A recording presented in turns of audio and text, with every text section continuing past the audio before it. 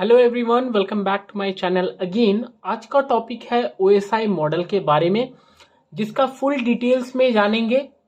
बने रहिए मेरे साथ इस वीडियो में और वीडियो को पूरा एंड तक देखें ताकि आपको पूरा कॉन्सेप्ट समझ में क्लियरली आए और OSI मॉडल का मतलब क्या होता है ये भी जानेंगे। तो जो मेरे चैनल में न्यू है, it's my request, please subscribe my channel. चलिए स्टार्ट करते हैं वीडियो को। देखिए OSI मॉडल क्या होता है। फॉर एग्जाम्पल, आपके पास में दो कंप्यूटर है। अब दो कंप्यूटर में जो डेटा ट्रांसफर हो रहा है वो आप कैसे करेंगे, डेटा को ट्रांसफर किस तरीके से करेंगे। जैसे आपके पास में स्मार्टफोन है, आपके पास में इंटरनेट सपोज नहीं है, तो आप कैसे इस डेटा को ट्रांसफर करते हैं। तो ब्लूटूथ एक ऑप्शन आता है। तो यहां पे क्या हो रहा है कि एक कंप्यूटर से दूसरा कंप्यूटर में किस तरीके से डेटा को ट्रांसफर किया जाएगा ये हम जानने वाले हैं। चलिए स्टार्ट करते हैं वीडियो को। सबसे पहले OSI का फुल फॉर्म होता है ओपन सिस्टम इंटरकनेक्शन, जिसको डेवलप किया गया था, मतलब लाया गया था। कौन लाया है? ISO इसको लाया है, इंटरनेशनल स्टैंडर्ड ऑर्गेनाइजेशन। कौन सा ईयर था? 1984 में इसको लाया गया है। इसमें नंबर ऑफ लेयर्स कितने होते हैं? तो 7 लेयर होता है। ये 7 लेयर का आर्किटेक्चर है और इसमें बोला गया है all this layer work collaboratively to transmit the data from one PC to another. मतलब एक कंप्यूटर से दूसरा कंप्यूटर में डेटा को ट्रांसफर किया जाता है लेयर बाय लेयर, एक लेयर के बाद दूसरा लेयर। ठीक है, कैसे शेयर किया जाता है इसमें देखने वाले हैं। देखिए यहाँ पे आपको सेंडर दिख रहा है एंड यहाँ पे आपको रिसीवर दिख रहा है। इस रिसीवर को थोड़ा बैक कर लेते हैं। हाँ, ये सेंडर कंप्यूटर है। यहाँ पे सेंडर में समझना है आपको एक कंप्यूटर है और रिसीवर में आपको यहाँ पे समझना है एक कंप्यूटर है। अब यहाँ पे क्या होगा कि एप्लीकेशन लेयर, जो फर्स्ट लेयर है OSI मॉडल का, यहाँ पे आपका जो, जैसे कि ये मेरा डेस्कटॉप का स्क्रीन है, तो ये मेरा डेस्कटॉप का स्क्रीन जो चल रहा है, मतलब डेस्कटॉप में जो मेरा सॉफ्टवेयर रन कर रहा है वो एप्लीकेशन लेयर में रन कर रहा है। ठीक है, अब चाहे आपका गूगल क्रोम हो, वर्ड हो, एक्सेल हो, कोई भी एप्लीकेशन जो रन कर रहा है डेस्कटॉप में, वो एप्लीकेशन लेयर का मदद से ही रन कर रहा है। कोई भी डेटा भी अगर आपको शो हो रहा है तो वो दिख रहा है आपको एप्लीकेशन लेयर का मदद से। नेक्स्ट लेयर में आते हैं, लेकिन उससे पहले एक और चीज जान लेते हैं। देखिए यहाँ पे साइड में लिखा हुआ है ना SW HW हार्ट। देखिए क्या, ये 3 लेयर जो है एप्लीकेशन प्रेजेंटेशन एंड सेशन, ये 3 लेयर है आपका सॉफ्टवेयर लेयर है। और ये network data and physical layer, ये आपका हार्डवेयर लेयर है। और ये ट्रांसपोर्ट लेयर क्या कर रहा है? हार्ट है, OSI मॉडल का जो हार्ट है। ठीक है, हार्ट है मतलब कि हार्डवेयर लेयर और सॉफ्टवेयर लेयर का जो कॉम्बिनेशन करा रहा है, जो एक इंटरफेस क्रिएट किया है, वो आपका कौन करा रहा है?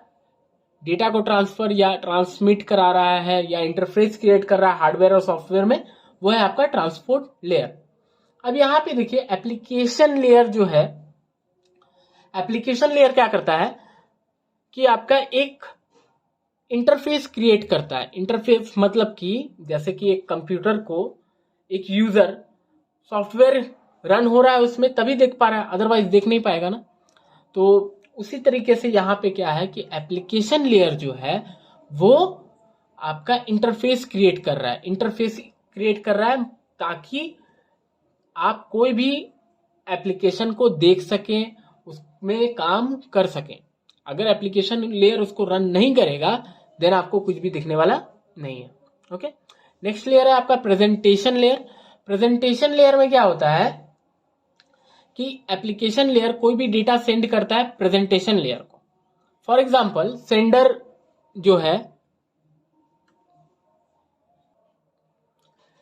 जो है ये इंग्लिश में कुछ डेटा सेंड कर रहा है। ठीक है, लेकिन इसको चाहिए, ये जो रिसीवर है इसको चाहिए अदर लैंग्वेज में। देन क्या करेगा कि एप्लीकेशन लेयर से डेटा आएगा आपका प्रेजेंटेशन लेयर में।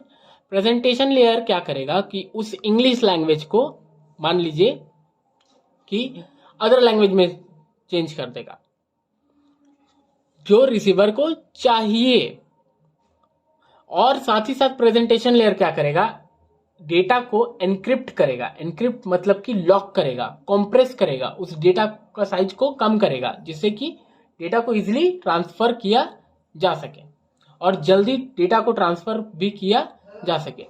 थर्ड लेयर है आपका सेशन लेयर। सेशन लेयर का काम क्या होता है कि ये सेशन क्रिएट करता है। सेशन क्रिएट करता है मतलब कि जब डेटा को एक कंप्यूटर से दूसरा कंप्यूटर में सेंड किया जाता है, तो सपोज इन बिटवीन अगर आपका डेटा करप्ट हो जाता है, मतलब कि रुक जाता है या खराब हो जाता है, तो वो क्या करेगा, अगर आपका 40% सही गया है तो उसके बाद से वो 41% से ही भेजेगा, फिर से भेजना शुरू नहीं करेगा। मतलब कि वो एक सेशन क्रिएट कर देगा। सेशन क्रिएट कर देगा मतलब एक टाइमर क्रिएट कर देगा, ठीक है, एक आपका रास्ता क्रिएट कर देगा, ठीक है, कि ये रास्ता से जाएगा डेटा, इतना डेटा गया है और हमको इतना डेटा भेजना है। वो सेशन को तोड़ेगा नहीं, वो रास्ता को हटाएगा नहीं, आप ये समझ सकते हैं, ठीक है।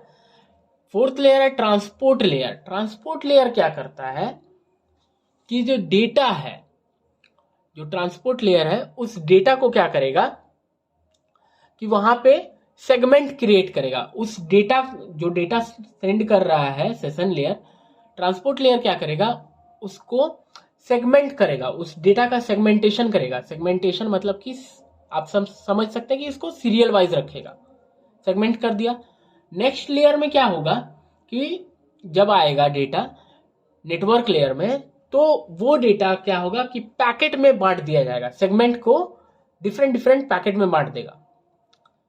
नेटवर्क में और एक चीज होता है कि आपका नेटवर्क में जब डेटा आता है तो सेंडर का आईपी एड्रेस और रिसीवर का आईपी एड्रेस, दोनों का आईपी एड्रेस को रखा जाता है, जिससे कि पता चल सके कि आपका सेंडर जो है वो कौन सा आईपी एड्रेस से भेज रहा है और रिसीवर कौन सा आईपी एड्रेस से उसको रिसीव करने वाला है। उसके बाद है डेटा लिंक लेयर। इसमें डेटा को फ्रेम में भेजा जाता है। फ्रेम में भेजने के बाद क्या होता है कि ये देखता है कि डेटा में कोई एरर है कि नहीं। अगर एरर है तो उसको रिमूव करेगा। इसका काम ही होता है एरर को कंट्रोल करना। लास्ट जो लेयर है वो आपका, हाँ, एक और चीज डेटा लिंक लेयर का क्या है कि अगर एरर है तो उसको रिमूव करेगा, फिर से वो डेटा को फ्रेश डेटा लेगा। अगर कुछ एरर है तो फिर से डेटा फ्रेश लेगा और फिर कॉम्बाइन करेगा उस फ्रेम में और फिर भेजेगा फिजिकल लेयर को। फिजिकल लेयर उस डेटा को बिट फॉर्मेट में देगा। बिट फॉर्मेट में देगा डेटा को। बिट में देने के बाद क्या होगा कि आइदर वायर्ड नहीं तो वायरलेसली डेटा को रिसीवर साइड में भेजा जाएगा। यहां से फिर से physical layer to physical layer जाएगा आपका, तो वो बिट फॉर्मेट में जाएगा। फिजिकल के बाद कहां जाएगा आपका नेक्स्ट पीसी में, डेटा लिंक लेयर में, इसमें फ्रेम में बदलेगा। फिर आपका थर्ड में क्या होगा कि पैकेट, फोर्थ में आपका सेगमेंट होगा, फिफ्थ में आपका डेटा पहुंचेगा, सिक्स्थ में वो डेटा को जो आपका एनक्रिप्ट किया गया था उसको डिक्रिप्ट करेगा और डीकंप्रेस किया था करेगा। मैंने बताया था ना कंप्रेस करता है। लास्ट लेयर में आपको एप्लीकेशन लेयर में अपना जो ओरिजिनल डेटा है वो देखने को मिलेगा with the help of application layer. उम्मीद करता हूं आपको मेरा वीडियो अच्छा लगा हो। अगर अच्छा लगा है तो please like, subscribe and share करना ना भूलें। जरूर से जरूर मेरे चैनल को सब्सक्राइब करें और इसी तरीके का आप इंटरेस्टिंग वीडियो देखने को मिलेगा। साथ ही साथ एक और रिक्वेस्ट है मेरा कि अगर आपको कोई भी क्वेरीज है you can ask me in my comment section. और इसको अगर आपको एक टाइम में समझ में नहीं आ रहा है तो 2-3 बार देखें। कोई भी प्रॉब्लम होता है आपको समझने में, हो सकता है कि मैंने वीडियो में कुछ ऐसा बोला जो आपको समझ में नहीं आया, तो आप please feel free to ask me in my comment section. एकदम बेझिझक आप पूछिए मेरे कमेंट सेक्शन में, मैं उसका आंसर देने के लिए ऑलवेज रेडी हूं। क्योंकि आपका क्वेरीज अगर क्लियर नहीं होगा तो फिर वीडियो देखने का कोई फायदा होने वाला आपको भी नहीं है और बनाने का मेरा फायदा होगा ही नहीं। तो मैं अगर बना रहा हूं और आपको क्लियर नहीं हो रहा है तो वो बेकार है, ठीक है। तो लास्ट लेयर में जब भी डेटा जाएगा तो आपको ओरिजिनल डेटा देखने को मिलेगा with the help of application layer. आज के लिए इतना ही, मिलते हैं अपने नेक्स्ट वीडियो में। Okay bye.